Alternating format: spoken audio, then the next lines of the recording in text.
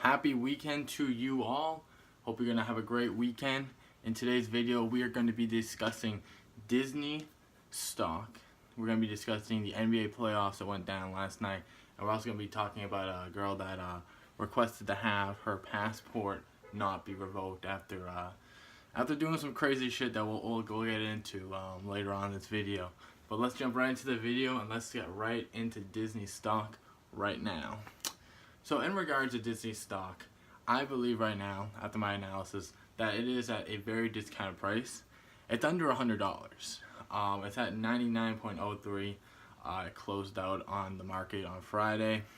It has a 52-week at $96 and a 52-week low of $96 and a 52-week high of $115. It has a PE ratio around 14, a dividend of 1.58, and at the same time, they will be reporting earnings on 5/8. And so thus far this earnings season, it's been very strong.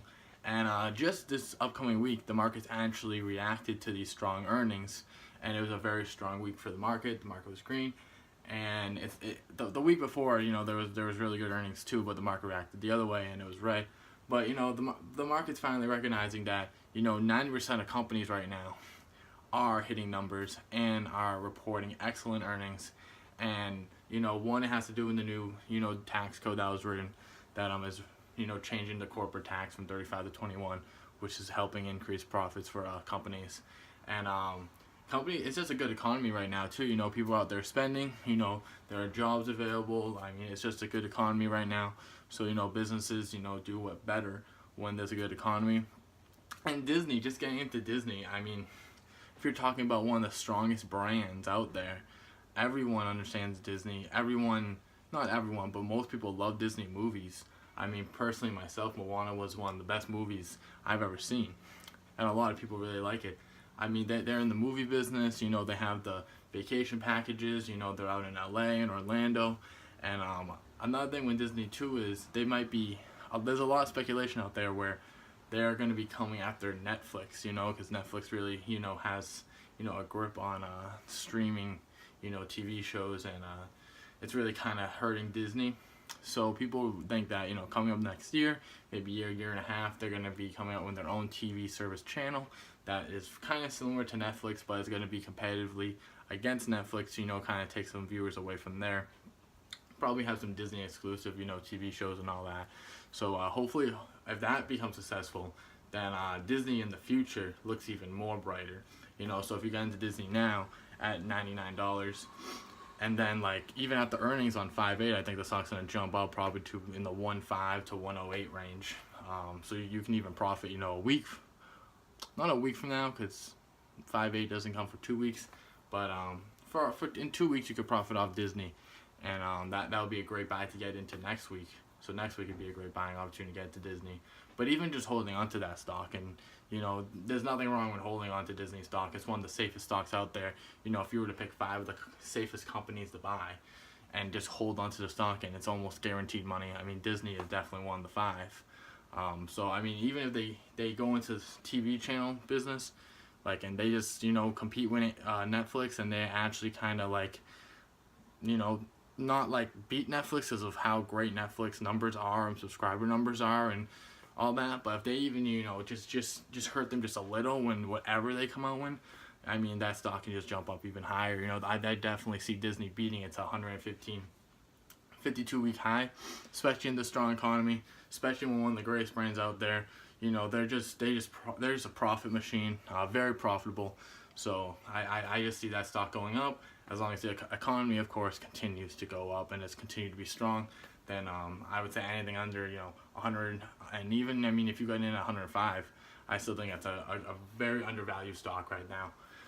So now let's move on to sports. We had a very busy night last night. Some crazy games. You had Toronto, eliminating the Washington Wizards, and when the historic, fourth quarter that the Toronto Raptors had. And then, at the end of the game, you had John Wall in his comments, kind of calling out the front office, saying, hey, you got to do something for his team. I didn't really think the John Wall comments were necessary. I felt like maybe he should have just, maybe talked about the game instead of hey, why did we, we had the lead most of the game. We were dominating most of the game, It looked like for a long time it was going to a Game 7. What happened to make us lose that game? But John Wall wanted to decide to, sound off a little bit, just like Westbrook did. And maybe those two kind of need to get on the same team. They kind of have the same attitude a little bit. So maybe they kind of got to join each other. But anyways, we saw Toronto advance. Great for them. Great team, great bench. One the best bench in the NBA in my opinion. So they're going to be going very far. And I see them, going past the second round also. No matter who they verse, Indiana or Cleveland, I think they're going to beat them. But then we had also Indiana and Cleveland, and oh my God, was that a shit show. That was one of the biggest shit shows I've ever seen in my life. Indiana just destroyed them. Oladipo had a triple-double and 4 steals. I mean, everyone on the team was scoring. Turner was scoring. Sabonis had 19. Oh my God, guys. Lance Stevenson had double digits. I think he had 10 or 12. It was, oh my God, guys. I couldn't, Cleveland, legit LeBron scored and 22 points. So if you get LeBron to score anything less than 25 points, you have a very strong chance of winning. Because Korver didn't show up last night. Love hasn't showed up the whole series. He hasn't showed up most of the season. Clarkson didn't show up. He averages 15 points off the bench in the regular season. I don't even think he's averaging 6 in this playoff series. Rodney Hood isn't doing what they wanted to. It's literally like LeBron versus a whole other team. That's where we're at almost. And they just can't win that way. And honestly, I could see Cleveland winning Game 7. They're at home. I could definitely see them winning that game. A couple of their shooters get hot, and, they just have the lead going into the fourth quarter, and then they win. But I could also see Indiana winning. Indiana is very confident. It's a must-win game. They're going to be playing with more aggressiveness. They could definitely beat Cleveland in Game 7, but it's going to be a great game. And then we also had Utah and the Thunder, and oh my God, the Thunder's experiment. Ugh. Paul George ain't staying, guys. I'm sorry to tell you, but Paul George is not going to stay in OKC. Not after being eliminated in the first round, after his first year in OKC, when expectations to the roof, there's no way he stays in OKC, guys. Donovan Mitchell and Ricky Rubio just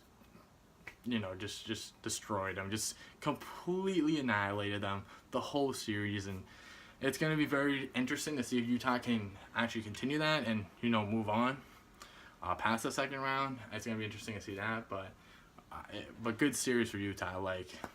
Seriously, round of applause for you.